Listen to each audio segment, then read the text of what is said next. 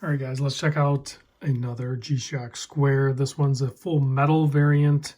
Interesting colorway. This is the gmw-b5000pb-6. Retail price, $600. That is actually what I paid. I bought it from Toppers. I'll put a link to their website in the description. I have no affiliation with them.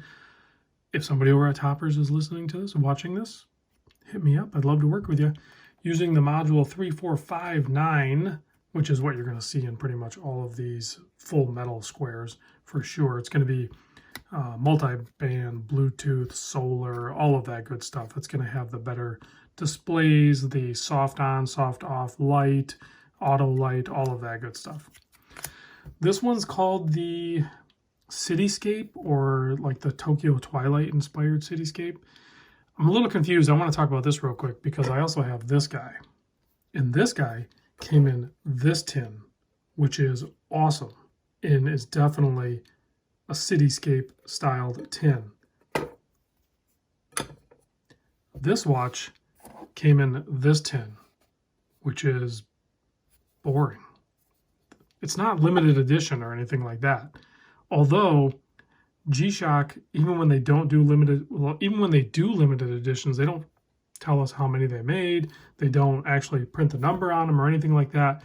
And then on the flip side, often when they don't do limited editions, they do a pretty short cycle of them anyway. Like, I suspect these are probably already done their cycle. They're probably not making any more. So once the inventory dries up, it's done. Just like this rose gold one over here, that's already discontinued. Even these gold ones, they're not real gold, by the way, but they are kind of difficult to find. Like, go try to find one right now. I don't think they've been officially discontinued, but they're kind of tricky to find. Before I forget, the links, they're held together with these little spring bar things. I have a sizing video on it. There's a couple different ways you can size them depending on your techniques and your abilities, but more importantly, get yourself some of these little jeweler bags so when you are sizing your bracelets and your loose bits, put them in these, put them back in the tin so you know where they're at, because you're probably a serial flipper like I am, and you're always going to be looking for those. If you put them back where they belong, you won't be looking for them. All right, let's get into the watch now that we're over 2 minutes in talking about other stuff. All right, so you're looking at basically a 43, just under 43.5 millimeter case width, about 49.5 lug to lug, not including these links that are fixed, and a thickness of 13.4 millimeter. A nice weight on this, sized up for my 7¼ inch wrist, weighing at about 158 gram. The color on this is actually pretty dang good. This is G-Shock, Casio G-Shock flexing with some of their beautiful ion plating. They did it with the Trend Tixie.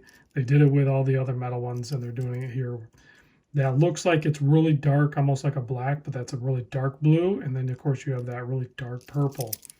And then the clasp is going to be full purple. It has 4 micro adjust double pushers, and it's milled out in the center. You have a screw down case back with a ton of information on there. So you got the tough solar, the stainless steel, made in Japan, 200-meter water resist, the Bluetooth logo, the multi-band 6, all of that good stuff. Well-constructed watch.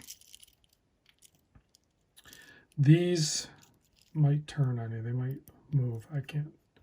Some models, they move. I don't think this one does. But look at the coloring they did on the front, too. There's pink. There's yellow. There's, it's framed in purple. You have the brick pattern. And then you have like a baby blue or powder blue. So you have a bunch of different colors going. I really like that. Negative display, obviously, some people aren't going to like that. Still really legible. I'm finding with the negative displays, oversized buttons, I'm finding with the negative displays, they're easily legible in full light. I often wear my Bling Master, the gold one, and I have zero problem reading that at all. Is it easier to read the positive display? Probably, but I don't know if it would look right in some of these watches.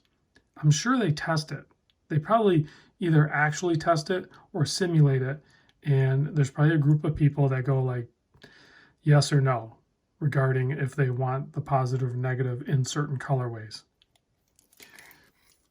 I think they could have went negative color or negative display even on that rose gold one, but whatever.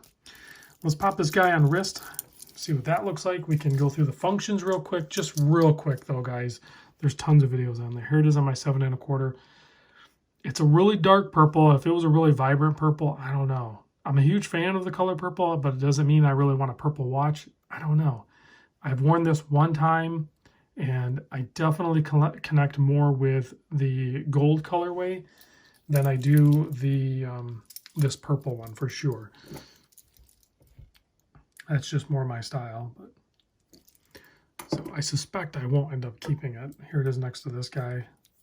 It's kind of fun to have both these though, because this one's really cool looking. So I don't know, maybe I should keep it. All right, so the functions, one of them beeped. I can't remember which one. So they do that too. You can have them so they beep on the hour. I don't know how to undo that. I'll have to figure out which one did that and undo it. So you can cycle through mode. Of course, you have Tuesday, October 5th up there, and then you have, it's on, you know, AM, PM. So it's PM, daylight savings time is on, and it is 8 p.m. So you can cycle through. You got your world time. So if you want to keep a second time zone there, you have your alarms. There's probably 5. I've never set an alarm on one of these until I go to sell it, and then I set it. But here's a stopwatch. You know, you can start it here, you stop it, and you reset it up here. This is just the light and stuff. So and then you have your countdown timer. Same thing. You start it here, you stop it, and reset it. And while you're doing this, your time is actually displayed up there as well. So don't forget, you'll still have that available in those functions. And then back to that. Now to adjust it, you don't have to do the Bluetooth Connect app. I say do it, especially if you only have like one of these or 2 of them, connect it, because it's going to take the time off your phone. The timekeeping on it is going to be beyond precise. It's going to be ridiculously accurate. So go ahead and connect it to the app via your phone and just be done with it. Otherwise, it'll try to receive radio signal from one of the towers. But otherwise, you can hold the button down here and there, and then you can go through. I'm in the New York time zone. And then you can just kind of cycle through using mode. That's the auto light, I think. You can go, you know, seconds, hours, minutes, the year, of course, the month, and then the day. And then you can go 12-hour or 24-hour clock, depending on what you want to do there. And I forget what that one is. Oh, you can switch. This is the newer module. So you can switch. So you can go to European. So you can go day first and then the month, or you can go month and then the day. So I'm used to reading it that way. And then English, of course, and then you can switch different languages. I have not played with this module. This is the newer module, I guess. I don't think the other one does that. And then you get your key function. So I like it when it beeps. So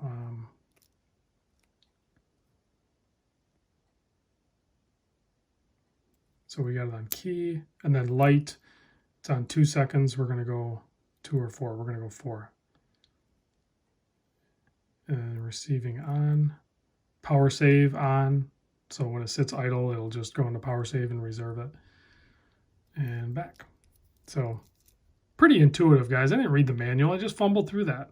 But I've handled enough of these. I don't think, is this the same module? What did I say this was? 3459?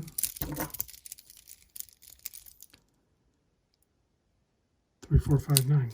I don't remember seeing those other options on there. Anyway, let's kill the lights and check the backlighting on this. There you go. So you can see it does a soft on, and then it'll do a soft off. So, and then of course it has the auto when it's on wrist. It'll like light up when it feels it move. But